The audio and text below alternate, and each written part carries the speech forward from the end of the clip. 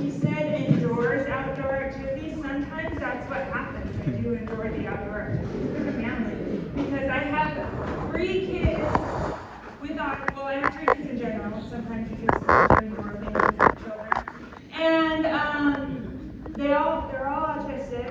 They're all ADHD. They all have autism processing disorder, and one of them has PDA. So I have lots of experience in parenting and in,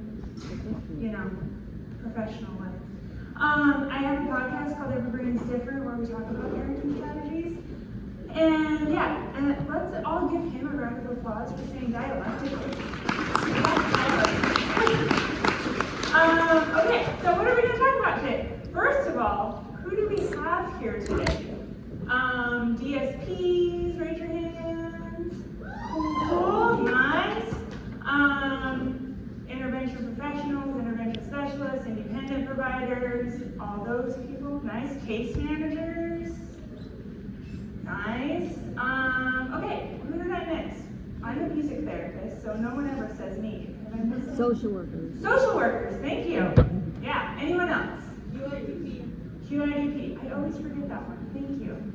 Okay, anyone else want to shout out their job because you're all amazing? Okay, cool. So today we're going to talk about the core characteristics of PDA, which, how many of you think of public displays of affection when I say PDA? Right, okay, we are not talking about that today. So, it's pathological demand avoidance, or the term that most people like is pervasive drive for autonomy, and we'll get into that. We're going to talk about the myths versus truths, therapy strategies that you can use. These are also parenting strategies that parents can use. Not going to lie, I adapted this from a parenting presentation that I did, so it might say when you parent a child with PDA. It's fine. We're going to talk about education strategies and resources that you can have. So the first thing is, what is PDA? It's pathological demand avoidance. That is the term, the official term. But a lot of people like to say pervasive drive for autonomy because that is what the person who has PDA is wanting. So traditionally, PDA is not a standalone diagnosis, but a recognized behavioral profile within the autism spectrum diagnosis. And PDA is recognized in the broader autism community with traits such as high anxiety levels, need for control, and superficial social skills. So a lot of people with ADHD are like, well, I have PDA, so it can be with ADHD because I don't have autism, and it can be a standalone diagnosis. But PDA is not recognized in the United States as a diagnosis, so pretty much no one in the United States is diagnosed with it. In other countries, like the UK and many other countries, PDA is a recognized diagnosis. Often, PDA, I would say, is in the majority of kids that are diagnosed with oppositional defiance disorder. A lot of those kids seem to have PDA and not ODD, but because PDA is not diagnosed in the United States, they get diagnosed with ODD. But I went to a presentation yesterday about mental health diagnoses with the population that we work with autism, spectrum disorders, ADHD, that kind of stuff. And she said that ODD is one of the top 3 diagnoses given to kids and adults with autism and developmental disorders. And so opinions of people that know things, a lot of that is PDA. And you can tell the difference between the two in the reason for what they're doing. So if the reason for what they're doing is vindictive and they want to be vindictive towards you, they want to get back at you, that's generally ODD. And PDA is anxiety driven. Both present as angry and irritable, argumentative, defiant behavior, but the person that has PDA is not doing it just to be defiant, they're doing it because they are in fight or flight. And that can get really stressful They have defiant behavior because they shut down, or they argue and they fight back. So, core characteristics: extreme avoidance of demands. Individuals with PDA exhibit a pervasive and excessive need to avoid everyday demands and requests from others. This is driven from anxiety, and it can be as simple as, how are you doing today? That can send them into fight or flight. It can be, what do you want to eat for lunch? That can send them into fight or flight. It's very innocuous questions that you don't think you're placing a demand on them, but just talking to them is a demand. And so if you notice a kid that every time you say hello to them, how are you? And they go into fight or flight, and they either shut down or they fight back, or like, why are you talking to me? Leave me alone. That kind of stuff. Then they might be presenting with PDA characteristics. But that is the main thing in PDA is when people think of PDA, they think of extreme avoidance of demands.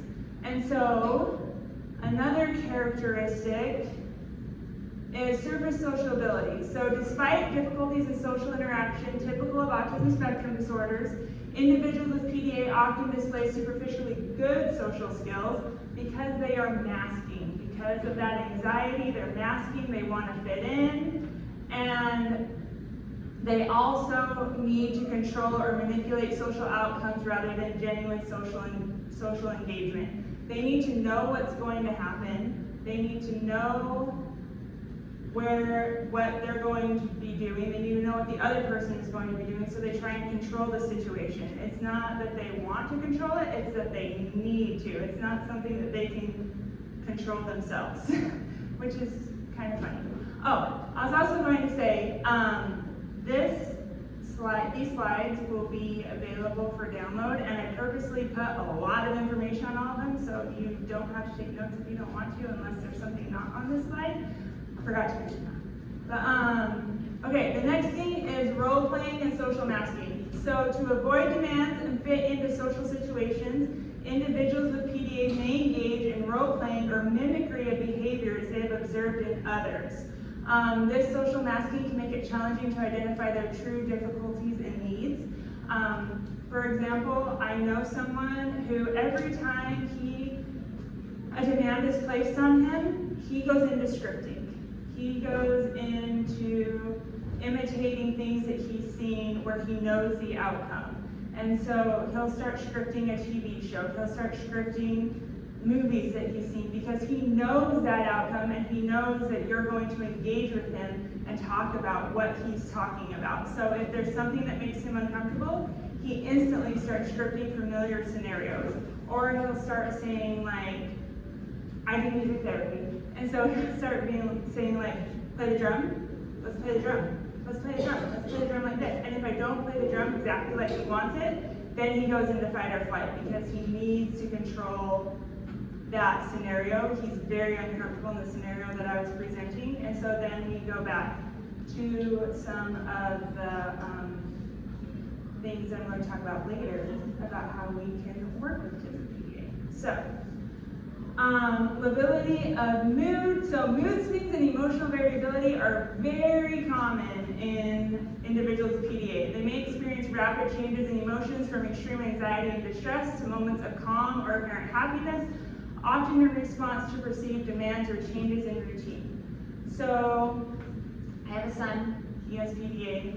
He will go from crying hysterically, and then the demand is not placed on him anymore, and then he'll be like, I'm fine, and then a new demand will be placed on him, and he will start crying again. So, if they're under extreme stress, we had an example we had a situation where I went up to a cabin, my in-laws cabin, and my husband and my son went up earlier that day, and my son greeted me, and he opened the door to our car, and out dropped my purse. And he put the purse on the rolls. And so I was like, oh, don't smash the rolls. Instant, and I'm not even joking, instant sobbing, running away. And I was like, whoa, what what just happened? And so then he ran away into the garage, and he was like, leave me alone, leave me alone. I was like, okay, I'm leaving you alone. I'm just making sure you're safe. I'm leaving you alone. And I didn't talk anymore. But he still was in that fight or flight, and so he was literally running away from, I shouldn't laugh, but sorry, I laugh at inappropriate times. He was literally running away, and it was getting dark, and cougars had been spotted outside the cabin. So my anxiety went way up, and I was like, you can be by yourself, but you cannot go outside of the cabin. He's like, I am leaving, I'm not coming back, and I just want to be alone. I'm like, okay, you can be alone. And he was screaming and crying, and then I don't know what I said to convince him to come back, but he said, I just want to go home. I said, okay, I'll take you home. Let's go home. I had just gotten up there, but let's go home. And so I got him into the car, and he was crying and sobbing, and then all of a sudden he would start laughing.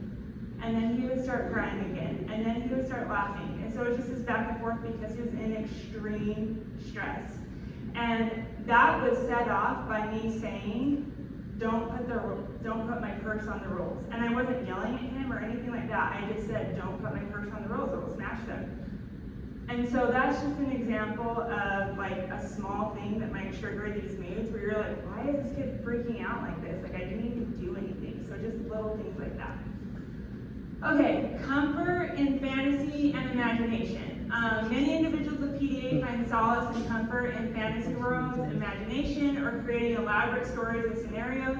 This imaginative play serves as a coping mechanism and a way to exert control in a safe, predictable environment.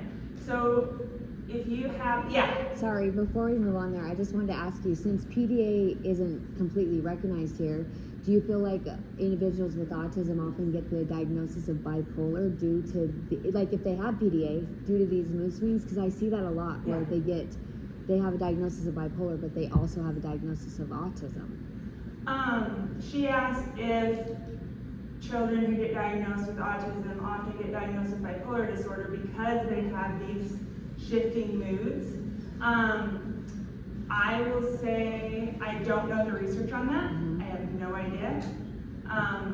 What I've seen personally is kids get diagnosed with a lot of things that look like PDA, but it's not a recognized diagnosis in the United States, and so they get diagnosed with lots of other things, mostly ODD. Yeah, and I've seen it in more teens and even adults at that point is the bipolar. Yeah. That's why I was curious. Yeah, so it exhibits the same behaviors. And she brought up a good point that she's seen it in teens and adults.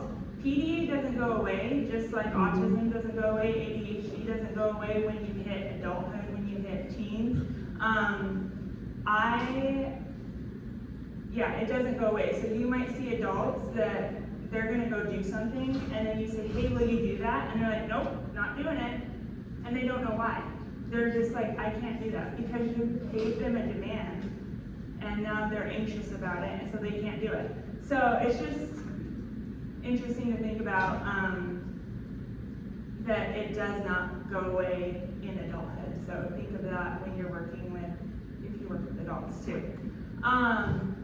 With this comfort and fantasy and imagination, I will have clients use characters to explain how they're feeling. I feel like this is pretty common where they say, you ask how they're feeling and they don't answer you, but then they'll pick up their characters and say, this person went to the park and they played with played with someone and they were nervous or they were sad or whatever. I had a client who would never speak to me himself. It was always through his characters.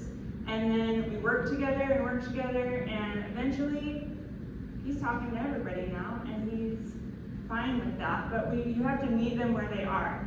And so if clients or kids or adults, whatever, are using characters to explain how they're feeling, respect that and be like, oh, just ask different questions about their experience, but don't say the person's name, say the character's name, say, you went to the park, how'd that make you feel? Or what did you do in this situation? Or you got angry, or the character got angry, so sorry, the character got angry, what's something the character can do when time? What's something that he can practice? So those kinds of things. Does anyone have any questions up until this point? Because I forget to ask for questions. Okay, just raise your hand like she did. That's totally cool. And I will try not to ignore this group over here. I am sorry. Okay, so difficulty with transitions and uncertainty. This is super common in kids and adults with autism. Transitions and changes in routine are particularly challenging for individuals with PDA. They may become highly anxious or resistant when faced with unexpected changes or transitions that disrupt their sense of control and predictability. So if you have a kid that has the plan in their head, and then all of a sudden you come up to them and say, oh, it's time to do this, and you gave them no warning beforehand, don't be surprised when they have a meltdown, or they say they don't want to go, or they refuse to go, because that is a particularly hard demand for them to completely change what they were going to do. So, I don't know what I was going to say next. Anyway, resisting and negotiating. This is super common, where you have someone that's super argumentative, and instead of complying with demands, individuals with PDA often resist or negotiate extensively to avoid doing what is asked of them. This can include employing delaying tactics, making excuses, or redirecting attention away from the demand. So, my son, he unloads the dishwasher, but he does not fully unload the dishwasher. He takes the dishes out of the dishwasher and puts them on the counter, and I put them away. He is 10 years old. He is old enough to unload the dishwasher, but unloading the dishwasher for him is super, like putting the dishes all the way away, it's very anxiety inducing for him. I don't know why, but it is. And so he negotiated with me. He said, can I just put them on the counter and you put them away? And I did it, and like, no, this is your job. You're gonna do your job. No, we're working with him and meeting him where he's at. And so I said, yeah, put them on the counter, I'll put them away. The other day, he unloaded the dishwasher. I did not say a word. He put all the dishes away completely by himself, because I wasn't standing there being like, you need to put the dishes away, you need to do this. So meet kids where they're at, and then slowly help them, you know, do the whole thing. But this took years. He's been doing this for like 4 years.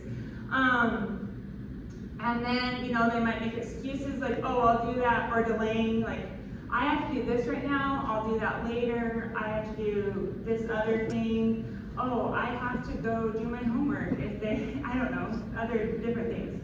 And then redirecting attention away, so they might say, oh, I forgot to tell you, I had this thing. And then they don't really have to do that thing, but they're going to redirect their attention away from it, or tell you a cool story that never ends, or tell you about Minecraft or whatever. Minecraft is big in my home. Dependency on routine and rigidity. While they may resist external demands, individuals with PDA often rely heavily on routines and rituals that they establish themselves. These routines provide a sense of predictability and control in their environment. So they might have their routine, you know, a morning routine, and they get up, they eat breakfast, they get dressed, they brush their teeth, they put on their shoes, they go to school. Well, what if one morning you change it up and you say, I need you to get dressed because I'm making breakfast, breakfast isn't done right now, and I need you to get dressed while I'm making breakfast because we're not going to have time for you to get dressed after breakfast.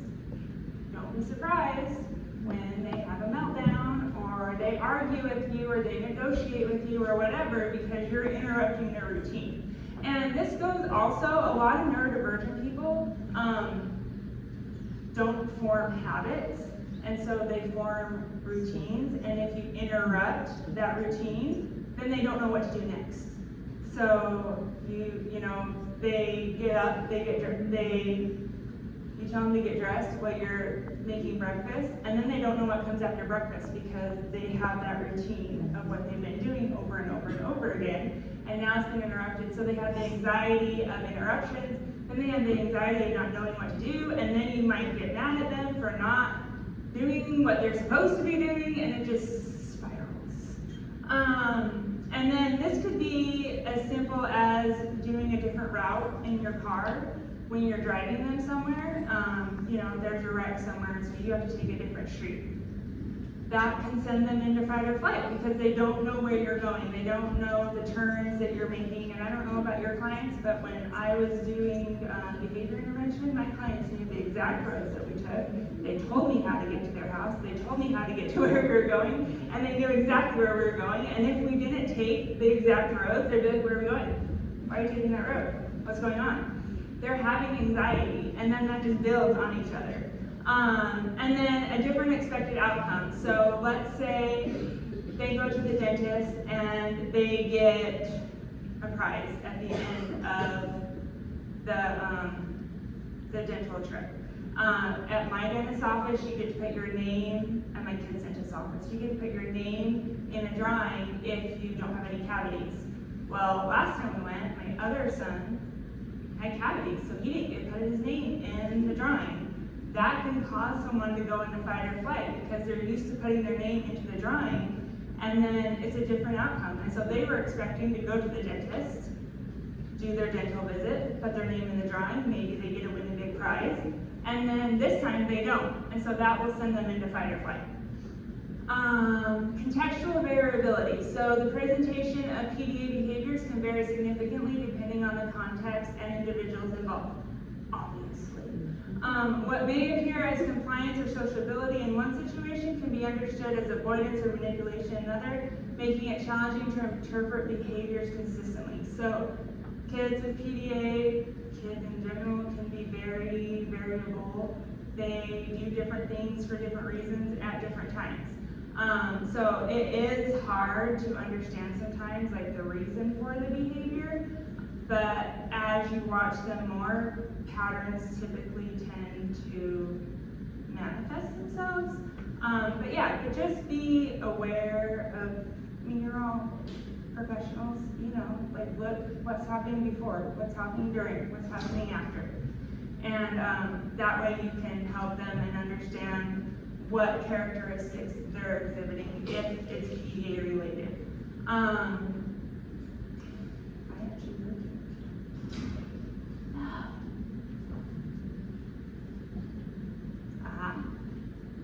There we go. Here we go.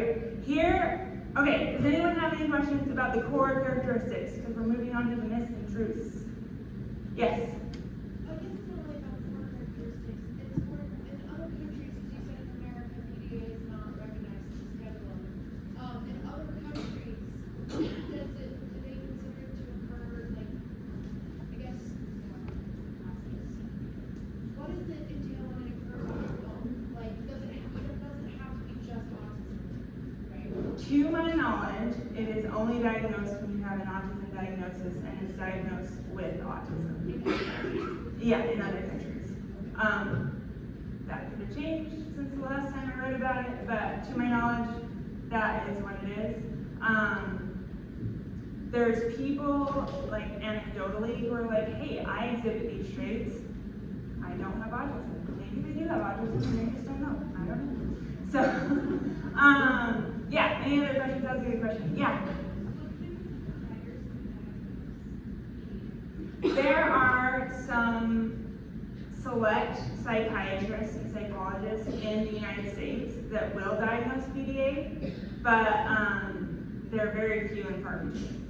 But that's typically who would diagnose it, and it's not recognized by insurances, it's not recognized for billing or anything like that. It's not in the DSM-5. But they just give the diagnosis as information, like, your child has PDA, here's what you can do about it. Good question. Okay, anything else? Okay. Myths and truths. So, a lot of people think that when someone who has PDA is being defiant, it's just having bad behavior. So, PDA is a recognized behavioral profile on the autism spectrum, and like we said, and it's not simply a matter of defiance or disobedience. There is a real fight or flight response going on in the person. They're not just being defiant to be defiant. Myth is PDA is caused by poor parenting or spoiling the child. Not true. It's a neurodevelopmental condition and not caused by parenting styles. Parenting styles can obviously affect it, but you can be like the best parent in the world and still have a child with PDA who's defiant.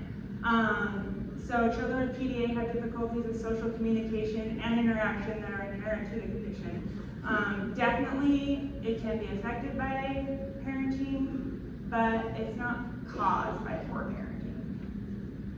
And then children with PDA can control their behaviors if they want to. So, not true. I've already said that. They can't control it. It's just a response that they have, just like you have when you get nervous about something that's not something that you can really control. You're getting nervous by it because that's what's happening inside your body. And then PDA is rare and not widely recognized. That's because we live in the US and it is what it is. But if you go to other countries, not so much.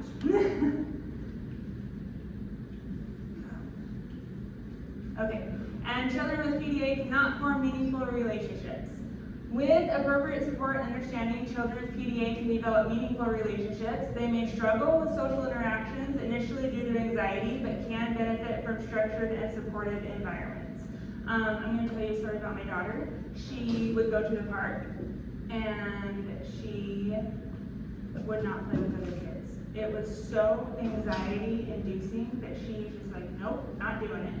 And so she worked with a behavioral therapist, and they worked on just saying hi to other kids. And then they worked on, if a kid approached her, just being like, no thank you, I don't want to play. Just talking to other kids, because she would just run away. And then the other day, she went to a park, and she came home, and she was so excited. She's like, I played with someone. And it was really cool. So once again, meeting them where they're at, they can form meaningful relationships, but if you take a kid to the park and say, you have to play with that person, because kids are supposed to play with each other, it's not gonna work.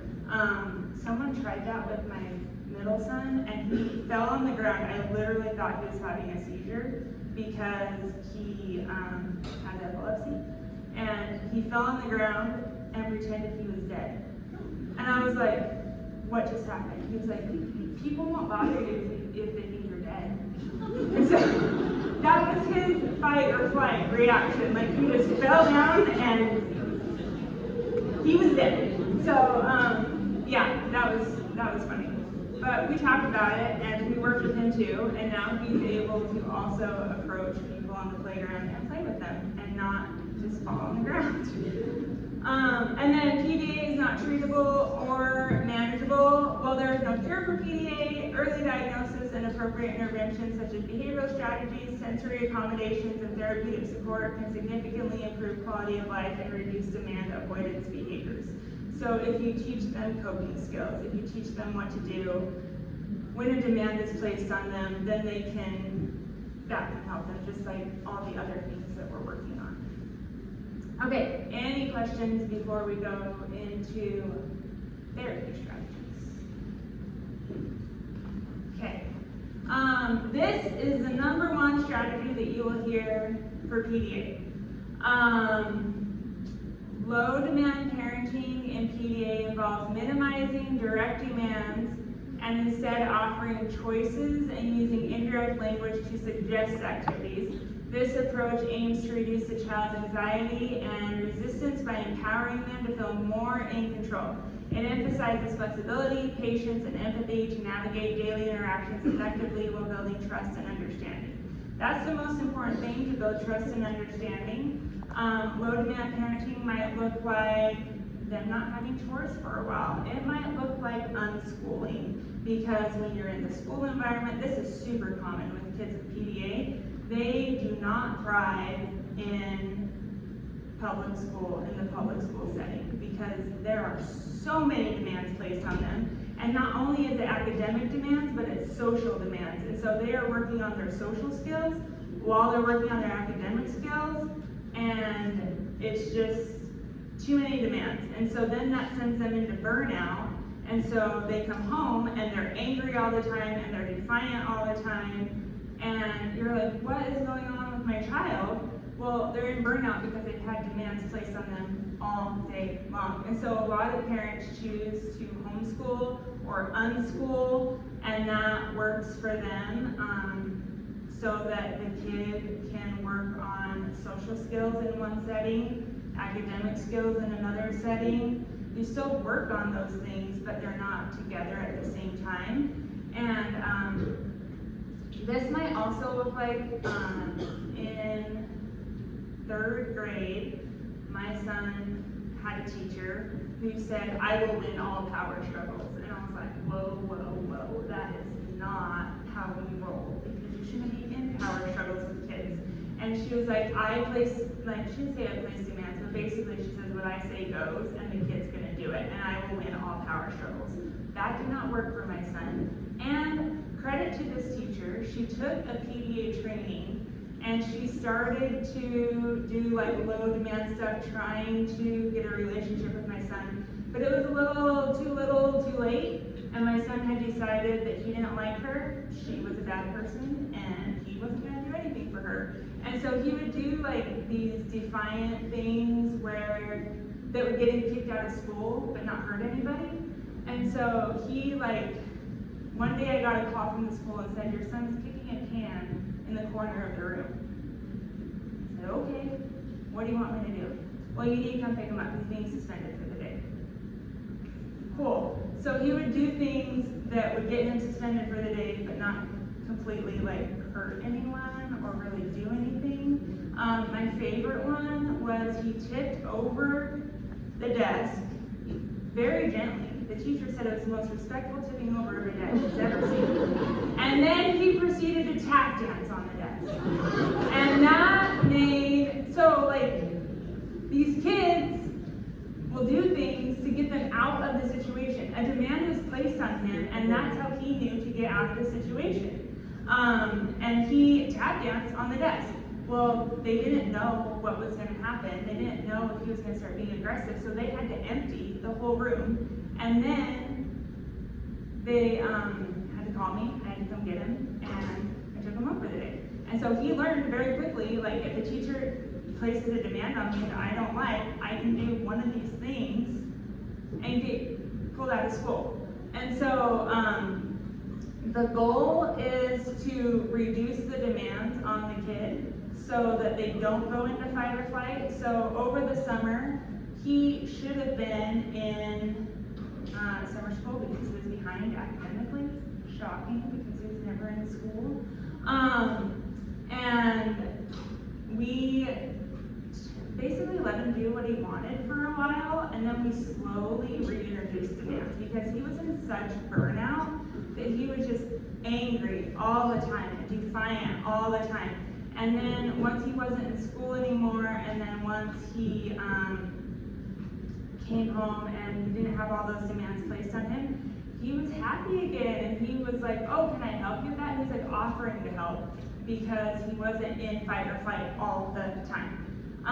So this is just something, if you're working with a kid or an adult who responds to this, just scale back your demands. It might look like, okay, in our program today, we are going to cook an egg. Well, maybe don't expect the kid to do all the steps. Ask them, if it works for them, say, what would you like to do during this process? Or, we need to cook an egg, what's the first thing to do? If they go into fight or flight by asking them questions, obviously don't do that, there's other things to do, but that's just something if you ask them to clean their room, instead of saying, go clean your room and expect them to do all of it, just say a smaller demand or something like that. Okay, any questions about low demand, parenting, working with the kid? Okay. Declarative language. So this is when the kid goes into fight or flight just by asking them a question. You don't ask them questions anymore. You just use declarative language. And declarative language involves using statements that describe or affirm what is happening rather than giving direct demands or requests. This approach helps to reduce anxiety and avoid triggering avoidance behaviors, promoting a more cooperative and less confrontational interaction style. So if you see a kid that is crying and they go into fight or flight when you ask them questions, instead of saying, what's wrong? Why are you crying? You can say, oh, you look sad. And leave it at that, and if they want to talk, then they're going to talk, and they're going to tell you what happened. If you say, what's wrong? Why are you crying? That's going to send them into fight or flight, and I guarantee you, you're not going to get anything out of them. It's just going to escalate. Another thing that you can do with this is a lot of kids respond well to, let's say they need to clean their room and there's Legos on the floor. Instead of saying, pick up those Legos please, you can say, oh, there's Legos on your floor. They need to be put away. You're not asking them to put them away, you're not telling them to put them away, you're just saying like, oh, you're just making an observation. So it's more of like making observations about things, and then typically they will respond by doing what you want them to do without being directly asked. But when you directly ask them, that's when they're going to go into fight or flight. So, like, I was talking to my son, he was in his pajamas, and I was like, we have to go somewhere, you need to be dressed before we go. I didn't tell him when to get dressed, I didn't tell him what to wear, I didn't tell him any of that. I said, you need to be dressed before we leave, and we're leaving at this time. So that's, or if that's even too much of a demand for them, you can say, oh, you're still in your pajamas, and usually we're wearing clothes at this time of day. And then they might go put on their clothes. So it's very, like, you have to try things, see what happens, but this is something that works really well with kids with PDA. Instead of asking them questions, just make observations. Okay, offer choices. So provide choices within boundaries to empower the child and reduce resistance. For example, would you like to do your homework now or after dinner? You're giving them the choice. They have to do their homework, but you're giving them the choice of when they want to do it. But this can be too much of a demand. For example, I asked a kid once, I said, it's lunchtime. Do you want ramen noodles or mac and cheese? And he just walked away and did not say anything to me. And then later, I was like, you haven't eaten anything all day. And he's like, yeah, because you didn't offer me anything. Because I asked him what he wanted, and that sent him into fight or flight, so he just walked away. Where if I would have made the mac and cheese and presented it to him and said, here's some food, he would have eaten it. But making that choice was too much for him. And so, you know, experiment with the people you work with. If asking them questions and giving them choices sends them into fight or flight, obviously don't use this, but it can be very empowering for them to make the decision. And with this, there are some things obviously that are non-negotiable. And I say that to like clients, to my kids, I say, this is a non-negotiable, this has to happen, but you only do that when it's absolutely non-negotiable, and then everything else that is negotiable, you negotiate with them, you let them decide what's going to happen. So when things are non-negotiable, you know that, fill your bucket, you have so much room in your bucket. If they are making choices on the negotiable things, then that creates more room in their bucket. So when the non-negotiable things happen, they have more capability of accepting those things and not going into a full fight or flight meltdown response. Yeah. So obviously you're an expert with being a mom and this being a professional. So I just am curious, do you find with your kids or individuals you work with that like this might work one day or even like this hour and then something else doesn't work? Like does it go back and forth like that? Do you know what I'm saying? Yeah. Or does it typically go, well, with this kid, this usually works? You know what I mean? I'm just wondering about that with your situation and what you've seen. So she asked if sometimes offering choices is good in one situation for a kid and then not great in another situation with that same kid. Yes. So you have to gauge their threshold for that day. And I know with some clients or my kids, like, I know that their threshold is very low for demands that day because maybe they went to school that day, maybe we had a doctor's appointment, maybe something else that was anxiety inducing happened that day, and so I'm not going to give them choices, I'm just going to make observations and use declarative language. But on another day, when they have just been doing what they want all day, I might try giving them choices, because people are going to be asked what they want, and so you can help them learn to make a choice when they have a higher threshold for that. But yeah, yes, sometimes So it's- I have to choose not to give choices, and sometimes I'm like, oh, they need a choice. And you just have to experiment with that. Okay, so create predictable routines. Establish predictable routines with flexibility built in to help the child anticipate transitions and changes. If you can do, like, I'm sure you're all great at this, just making a visual schedule with words or pictures, that can help a lot. I have these charts where it's like you put in what you're doing, and then it has the green and the red, and so it's on red, and then when you finish it, you turn it to green, and that works really well. But just creating, or even just verbally telling the kid, hey, this is what we're doing today, going over it. Like, if you have a session with them on Monday, and then you have a session on Tuesday, be like, tomorrow, we're gonna be doing this. And then do that at the end of your session so they know what to expect the next day. And then helping parents create a routine for the day. You know, like that morning routine. If your kid needs the same morning routine every morning to function appropriately, and that helps relieve their anxiety, then help them make a morning routine. Help them make a schedule for the day, and then also help the kid learn that, hey, sometimes things happen and it doesn't go according to plan, but this is our schedule. But always reminding the kids, sometimes things happen and it doesn't go according to plan. And yeah, use visual aids. So charts, timers, visual schedules help the child understand expectations and manage transitions. Because I'm a music therapist, I'm going to say some things.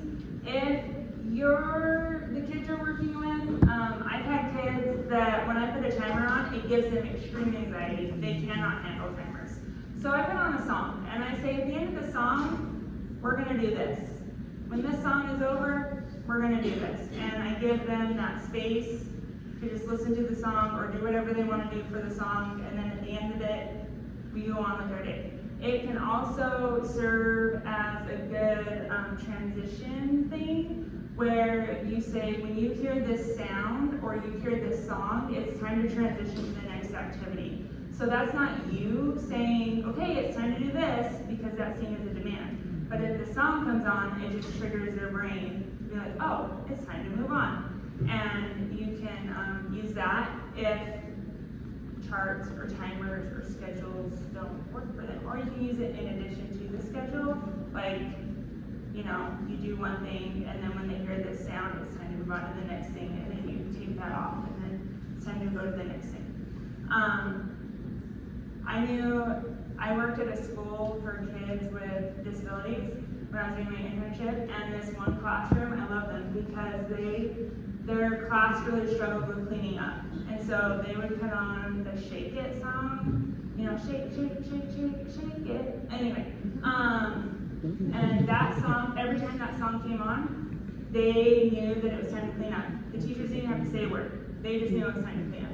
So that is a good, you can use that to help with transitions. Any questions? Okay.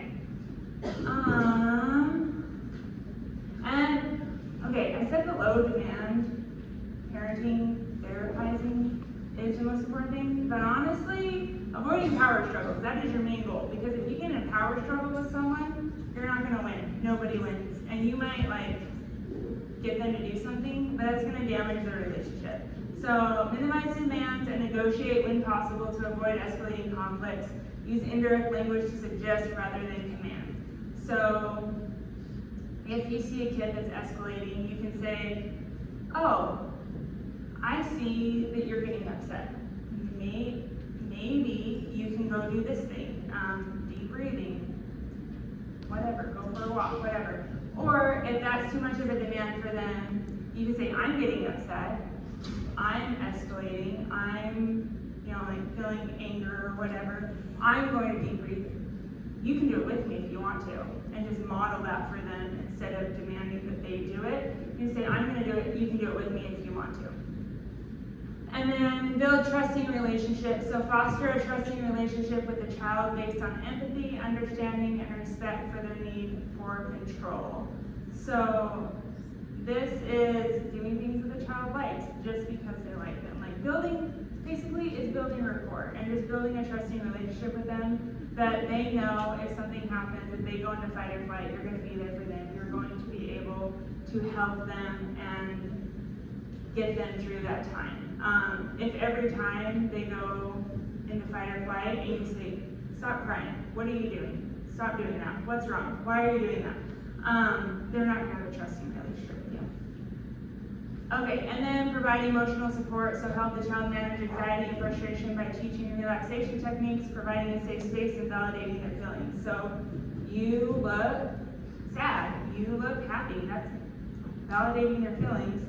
And then practice the coping strategies when they're not escalated. And so you can employ those strategies when they are escalating and they're not foreign to them. If you wait to do deep breathing until the kid is like crying and screaming, it's not going to work. But if you do the deep breathing, like maybe at the start of every session, you're like, we're going to practice one of our coping skills today.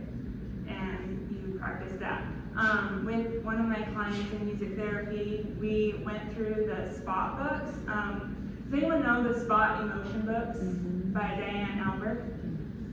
Yeah, anyway. They are amazing for kids that are the appropriate developmental level. And so I go through those and we read the book and then we write a song about the book or about the emotion, and then the song is like, anger feels like, anger looks like, anger tastes like, anger sounds like, and I ask them to imagine if it tasted like something, what would anger taste like? And then they are like, I don't know, anger doesn't taste like anything. This one kid was so funny, he was like, that's ridiculous. And I was like, just imagine, he was like, anger does not taste like anything, it's an emotion. And I'm like, just, because we're working on concrete thinking, like flexible thinking too. And so anyway, he was able to do it. And then we go into when I feel anger, or I feel anger when. They give 4 examples of when they feel anger so that they know that like they can imagine when they're feeling angry. And then when I feel angry, I can, and you give them some coping skills. And then we practice those coping skills, and then I ask them in other sessions, hey, what's your coping skill this week? What are you going to focus on doing this week? Or I talk to the parents and say, what are you going to focus on helping your child when they're in crisis? What's going to be the coping skill? And then I also have them drum or play an instrument, just improvise on that emotion. That also helps with flexible thinking. And so that, if you want some music things to do, that's what you can do. Also, GarageBand is super awesome, and it comes free on all Apple devices, and I have them write their own music that sounds angry or sounds happy or sounds sad, and then they are able to cut their lyrics into the song. If you don't sing them, that's asking too much. They just say, it's like rap. They just rap their lyrics over top of the music. So, if you want a music thing to do, there you go. But yeah. So, model flexibility, so demonstrate flexibility in problem solving in everyday situations to encourage the child to adapt and cope. If the child does not do well with direct demands, which they're probably not going to because PDA, why we're here, and you can model it. You can say, oh, I am so frustrated right now. I'm going to do deep breathing. I'm going to go for a walk. I'm going to listen to music. Whatever you do for coping skills. And then they can watch you do that, but just talk through what you're doing. Like, I'm feeling really sad right now. I'm going to do this. Oh, I stubbed my toe. I'm so mad. I'm going to do this. And just model what you're doing, and then they can see what you're doing. You're not asking them to do anything, you're just modeling what you're doing. Or something comes up and you can't go do what you wanted to do. You're like, oh, I'm so disappointed that there is a car wreck blocking the street, and so now we're not gonna have time to get to our next activity. I'm so disappointed, I really want to do that. I guess we'll have to do it a different day, but I'm so disappointed. I'm gonna go do this. And just talk through what you're doing. Okay, let's all stand up and just move around a little bit. We can stretch. I won't make you do that. I have a song, and it's like, dance any way you want to, dance any way you please, and then we like wiggle and jump, and we're not gonna do that. But just stretch and, do that. And then sit down when you're ready, and then we'll move on to education strategies.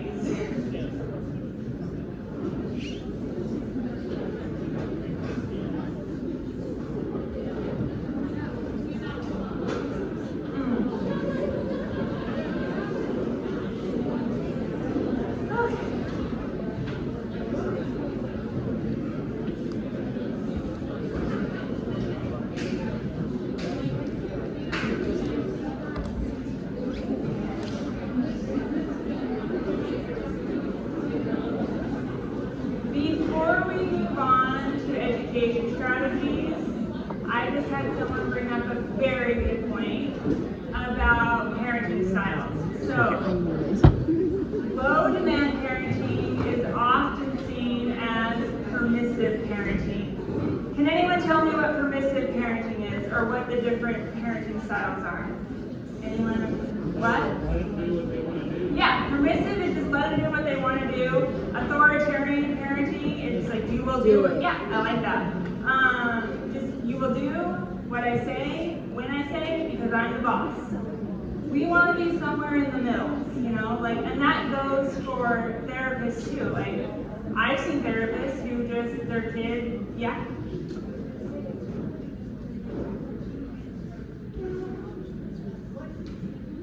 Yeah.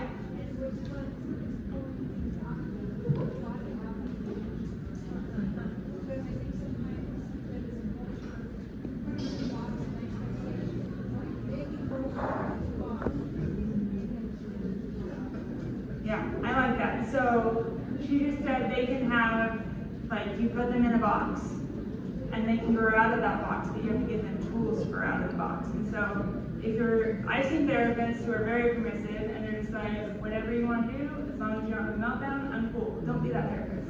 But I've also seen therapists that will say, you do what I say, when I say, because I'm the boss. And they think that that's what they need to do. Don't be that person either. Give choices,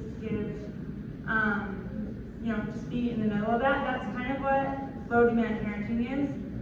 Low demand parenting and working with the kid with low demands is not just letting them do whatever they want when they want. There's still things that they have to do, and that's the non-negotiables. And I say that to kids. I'm like, this is a non-negotiable. And I will go over non-negotiables with them when they're feeling comfortable, they're not escalated or anything like that. I'll be like, when you have a doctor's appointment, you have to go to the doctor's appointment. That's a non-negotiable. You have to go do that. You have to take a bath. Now, how often they take a bath can be negotiable in some situations, but if they get something on them that has to come off, I don't know why I just thought of gas. But anyway, this is why. Because when I was a teenager, I got paint on me that I had to get off with gas, and my dad was like, go home and take a shower right now. So if something like that happens, they have to take a shower right then. That was a weird example, but anyway. But that's just, there are non-negotiables and negotiables, but as much as you can make things negotiable, let them have that freedom, but let them also know that when there's non-negotiables, that's a non-negotiable, and help them understand that. This isn't about the parenting, but I wanted to ask, have you found social stories to be beneficial sometimes? Does that help? Yeah. She asked if social stories are beneficial. Yes. Yes, they are, because that can show a kid what's expected, what's most likely going to happen, what they should expect. I love social stories. And that's, I forgot what else I was gonna say. So education strategies. You can recommend an individualized education plan, an IEP. You can work with school professionals. I've gone to IEP meetings and been like, this is what I'm seeing, this is what I recommend. Schools, well, at least the schools that I've gone to, it's hit and miss. Some schools are like, who are you? Get out of their room, I don't care. Other schools are like, yes, give me all the things. How can we help this kid? And don't be afraid of the schools that say, get out of here, what are you doing? You need to keep advocating. But yeah, so you can work with the schools. I did a really awesome, I was very impressed with the behavior intervention plan that my son's school did for him, because they're like, we're gonna do a behavior intervention plan. And I was super worried about it because most behavior intervention plans that I've seen have been just compliance, like the child has to comply, they don't have like antecedent things that you're working on the relationship or things like that. It's just like, if the child does this, then we're gonna do this, and they have to comply. So in his behavior intervention plan, they really focused on his relationship with his teacher and said every day when he comes in, the teacher's gonna invite him to a conversation and he can talk about whatever he wants for 2 minutes. We're not gonna say like, oh, you only have 2 minutes to talk, but she'll, help with that. And if, he needs a break, we're gonna give him a sensory break. And we're going to invite him to a sensory break if I see him getting escalated. I'm not gonna wait till he has a meltdown and then be like, why did you do that? He was able to play with Legos, he was able to play with Play-Doh like in the classroom. He was able to just leave the classroom and go to the counselor's office if he needed to get out of that environment, because he is really sensitive to sound. He actually hid in the bathroom one time because he didn't want to go to music class because they got him directly under the speaker. And he was like, I told you that I needed headphones and nobody listened to me, so I solved it myself. So he went to the bathroom and just stayed there for 2 hours. And then at the end of the school day, we went to pick him up and we're like, where is he? And they're like, I don't know, he went home already. I'm like, his stuff is right there. And that's when we found him. But so that looks like defiance. That looks like he just doesn't want to go to music, but it's for a reason. Like, he didn't like being under the speaker. I don't know why they put him under the speaker, but anyway. So this just, that brings up an important thing. Like, look deeper. Like, Dr. Matt Zakreski, he's a psychologist, and he says, get curious, not furious. So if the kid is doing something and you don't understand why they're doing it, get curious. Don't just think you understand and then go off of that. Like, dig deep, get curious, why are they doing what they're doing? Because most of the time, they don't do things just to be defiant. They don't do things just to make you mad. They don't want to make you mad. They're doing things because they are anxious, because they are overwhelmed by the environment, different things like that. And then sensory support, so create a sensory-friendly environment in the classroom with options for sensory breaks or tools like fidget to help regulate emotions and behavior. There is, I can't remember his name, but he's called That Music Teacher.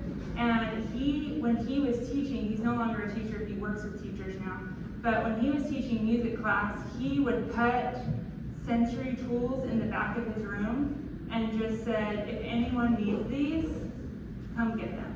He didn't say, if you're neurodivergent and you need a sensory break, come get this. He said, anyone is welcome to this. And it was chaos for a couple days, he said, because everyone was trying them because they were able to, and he gave them permission to get them, and everyone wanted to try them. But then after a couple days, the only kids that really went back to get them were the kids that really needed them, and they weren't disruptive with them. They would sit at their desk and like play with the fidget toy or whatever.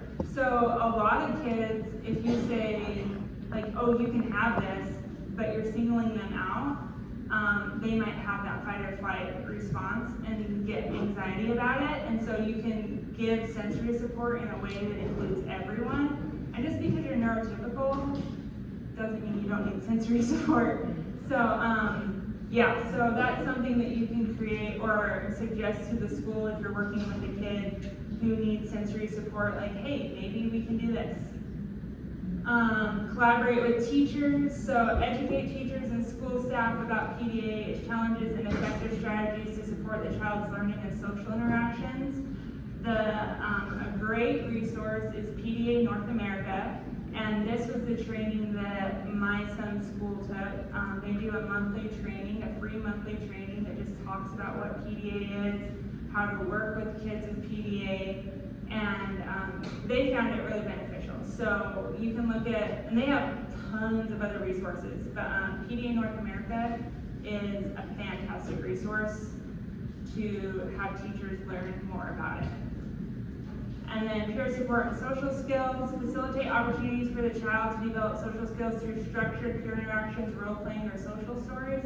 So like you were saying, you can read social stories like, what's it like when you go to a park? What's it like when you go on the playground? I know a lot of kids with PDA will stand to the side of the playground because they have so much anxiety about what's going to be the outcome. Like, they don't know the expected outcome and they don't know how to approach a kid. And so reading a social story or role playing with them, or there's like social skills groups in schools where they role play and learn these social skills.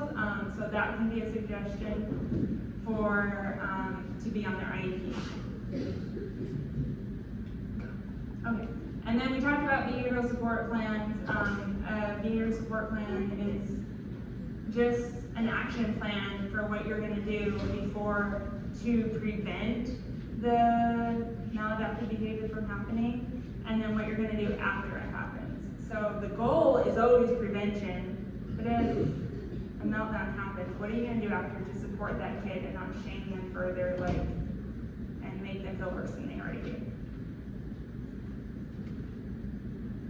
And then prepare the child for transitions between activities. This is just like the other one, but you can put it specifically into an IEP, like the teacher's going to come over 5 minutes before she tells the rest of the class, or just the teacher's going to tell the rest of the class and give them more warnings about an upcoming transition so you're not singling out the kid.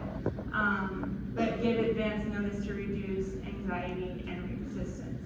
Or a lot of teachers have up on their walls like the schedule for the day and they go over the schedule, but if you know the kid that you're working with needs more reminders, then maybe say, hey teacher, can you give more reminders to the classroom and just build that into your day. And then monitor progress. So regularly monitor the child's progress and adjust strategies as needed based on response and feedback from teachers and caregivers. So you can tell teachers what you're seeing. If the teachers are employing these strategies and you're seeing the kid less burned out or less anxious when you're working with them, that means they're probably working, because kids don't just turn off things from school to home to therapy, like it's all involved in each other. And then work with school professionals to create a schedule that works for your child or your client. This may include a hybrid of in-school and homeschool options. I think this is so cool. My nephew is in a program where he can participate in any program that he wants in the public school, but then he's also in a homeschool group. And so if you know the kid you're working with really wants to be in band, but they can't function at school the rest of the day in the other classes, then they can go to the school for band and then do a homeschool program. And then the homeschool program that my nephew is in, he gets to go on field trips once a month with his homeschool pod. And so there are so many options now.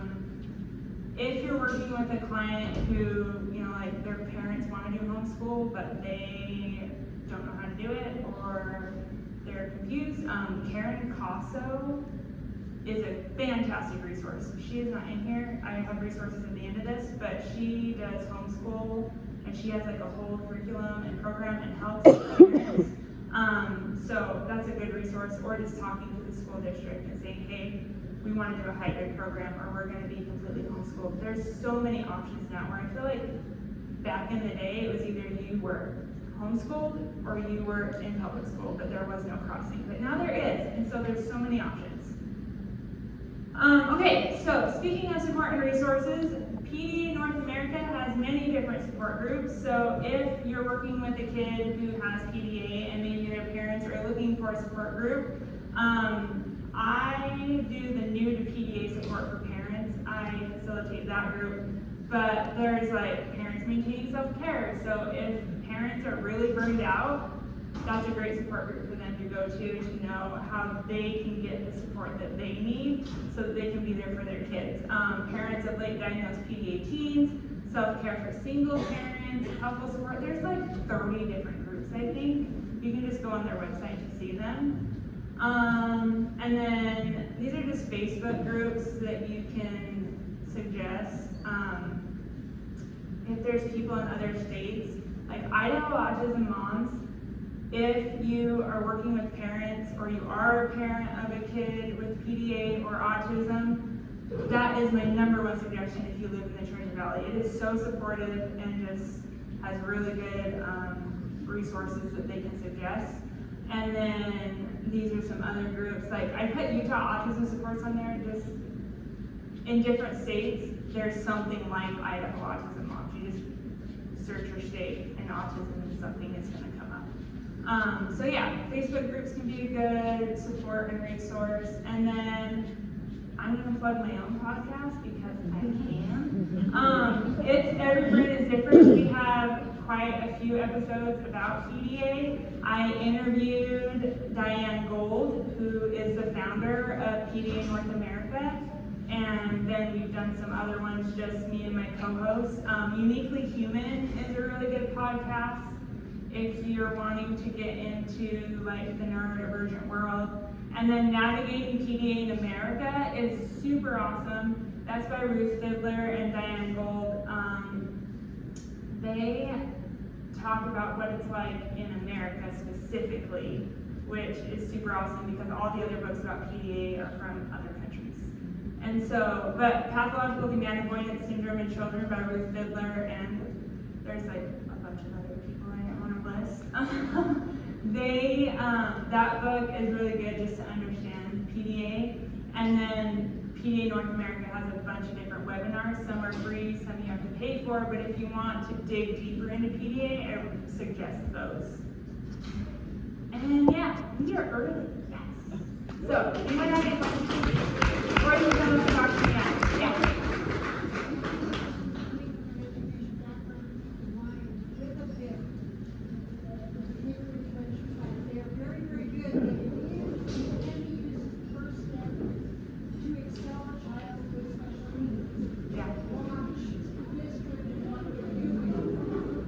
So she brought up a good point. She said that she comes from an education background and that the behavior intervention plans can often be the first step in expelling a child.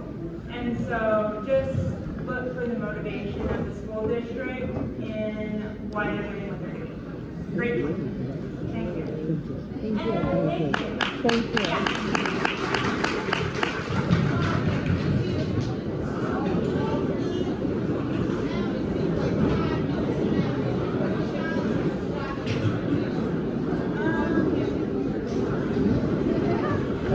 I want you to see